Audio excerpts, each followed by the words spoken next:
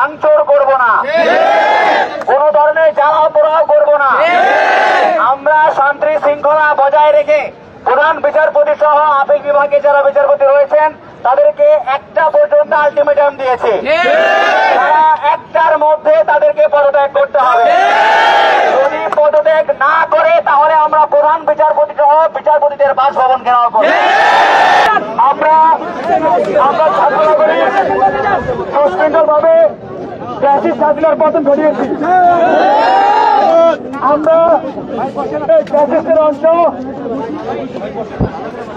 প্রধান বিচারপতির আমরা পদত্যাগ করতে পারবো। ছাত্র জনতা এক থাকলে আমরা যে কোনো অসম্ভবকে সম্ভব করতে পারবো। আমরা আজকে খুবই অল্প সময়ের ঘোষণায় শুধুমাত্র ছাত্রদেরকে আজকে এখানে আসতে বলেছি, কিন্তু আমাদের যে আলটিমেটাম 1টার মধ্যে তিনি যদি পদত্যাগ না করেন তাহলে পুরো বাংলাদেশের ছাত্র জনতা এদিকে আসতে পারত। প্রিয় সহযোদ্ধারা, আমরা আমাদের যে সামনের মুভমেন্ট আপনারা হয়তো বুঝে গিয়েছেন, আমাদের বাংলাদেশকে পুনর্গঠিত করতে হবে। সেই পুনর্গঠনের নেতৃত্ব দিবে বাংলাদেশের সাধারণ ছাত্র নাগরিক। বাংলাদেশ বাংলাদেশ।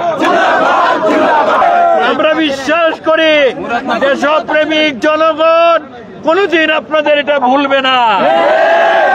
আমরা আশ্বস্ত করতে চাই, আপনারা প্রমাণ করেছেন বয়স ফ্যাক্টর না, বুদ্ধি শোধবোধ হচ্ছে ফ্যাক্টর। আপনারা প্রমাণ দিয়েছেন ত্যাগ করে জাতিকে রক্ষা করার জন্য।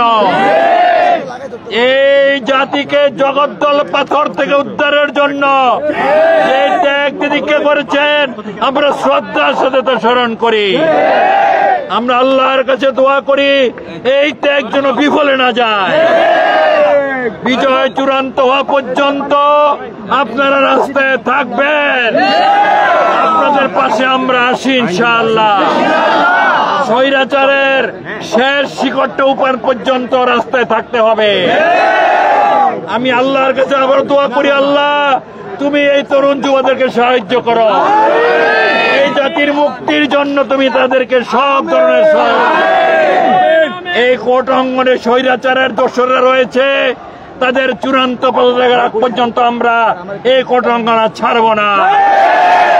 বাংলাদেশ লয়ার্স কাউন্সিলের পক্ষ থেকে আমি মোহাম্মদ জসিমউদ্দিন সরকার আপনাদেরকে সংহতি জানাতে এসেছি।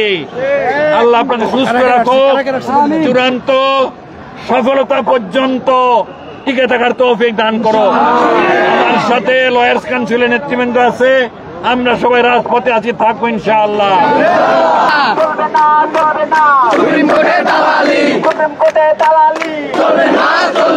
বাংলাদেশ বাংলাদেশ।